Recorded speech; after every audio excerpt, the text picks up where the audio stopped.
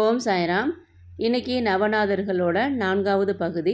சாய் பாலமுருகன் சாய்ராம் மச்சிந்திரநாத் எவ்வளோ சோதனைகளை கடந்து வந்திருக்காங்க அப்படின்னு சொல்லி ரொம்ப அழகாக நம்ம கூட ஷேர் பண்ணியிருக்காங்க. இது நம்மளோட வாழ்க்கையிலே ரொம்ப முக்கியமானது. நம்ம வாழ்க்கையில் எவ்வளோ சோதனை வந்தாலும் அதை எப்படி சாதனையாக மாற்றணும் அப்படின்னு சொல்லி இந்த அற்புதமான ஒரு பகுதியிலேருந்து நீங்கள் தெரிஞ்சுக்கலாம். வீடியோ ஸ்கிப்பை நம்ம ஃபுல்லாக பாருங்கள். சாய்ராம். ஓம் சாய்ராம். ஓம் குருவே துணை. அதாவது மச்சிந்திரர் தேவி இல்லவா பார்க்கறதுக்கு காட்டுக்கு போய் கொண்டு இருக்கிறார். அப்ப அங்க பாத்தீங்கன்னா காடு ரொம்ப இருளா இருக்கு. அங்க பைரவர்கள் எல்லாம் காவல் காத்துட்டு இருக்காங்க. அதாவது இங்களா மாதாக்கு. இந்த பைரவர் யாரும் பாத்தீங்கன்னா அஷ்ட பைரவர்கள் சொல்லுவாங்க. அதாவது அசிதாங்க பைரவர், ரூரு பைரவர், கண்ட பைரவர், குரோதன பைரவர், உன்மத்த பைரவர், கபால பைரவர், பிக்ஷண பைரவர், சம்பார பைரவர். அப்போ இந்த பைரவங்களாம் என்ன பண்றாங்கன்னா மச்சிந்திரன் பார்த்து உன் பாவ புண்ணியத்தை கணக்க சொல்லு அப்படின்றாங்க. அப்ப இவர் சொல்றாரு, நான் பாவ புண்ணியத்துல கடந்து நிக்கிறேன் அப்படின்றாரு. இவர் மச்சிந்திரநாத் என்ன சொன்னாலும் அவங்க அது காதல வாங்கிக்காம இவர் மேல ஆயுதத்துங்களா தூக்கி எறிகிறாங்க. அப்போ மச்சிந்திரநாத் என்ன பண்றான்னா கடவுளை நோக்கி தவம் புரிகிறார். தவம் புரிஞ்சு மந்திரத்தெல்லாம் ஜபிச்சு என்ன பண்றாருன்னா எறும்பு போல தன் உடலை அப்படி இறுக்கிக்கிறாரு. அப்போ இந்த பைரவர்கள்லாம் எரிஞ்சாங்க பாத்தீங்களா, அந்த ஆயுதங்கள்லாம் பாத்தீங்களா மலரா மாறி இவர் மேல விழுது.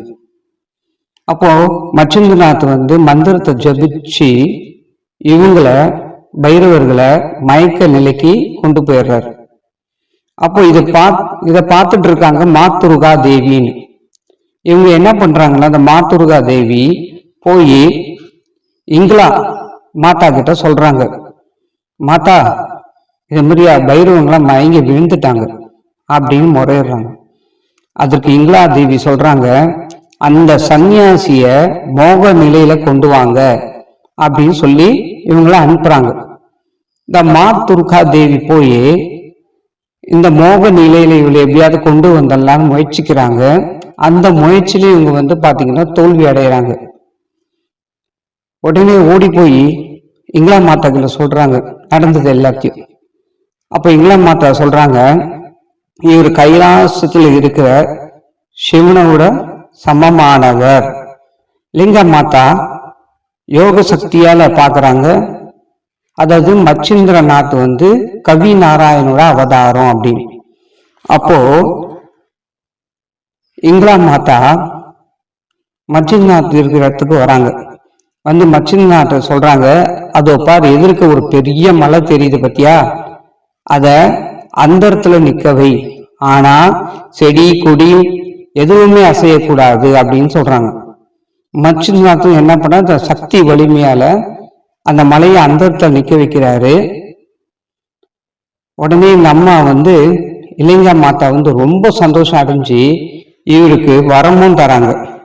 என்ன வரம் பாத்தீங்கன்னா சபர் சாஸ்திரம், பின்னாஸ்திரம்.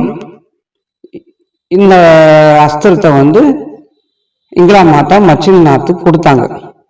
அதால இன்னைக்கு இந்த கதையில இருக்க கருத்து பாத்தீங்கன்னா, அதாவது பல சோதனைகளை மச்சிந்திரநாத் எதிர்கொள்றார்.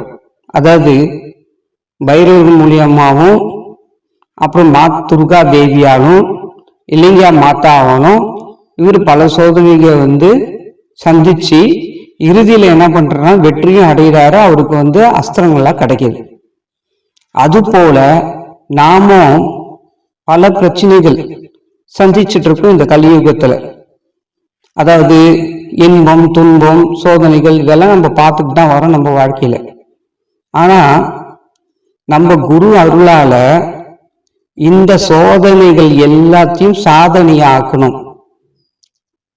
அப்போ நம்ம என்ன பண்ணணும்னா இறைவனோட அதாவது குருவோட கையை பிடிச்சிக்கிட்டு அவரு செல்ற பாதையிலையும் நாம போயிட்டே இருக்கணும். இறுதியில நம்ம என்ன இறைவனோட சந்நிதியை அடையும்.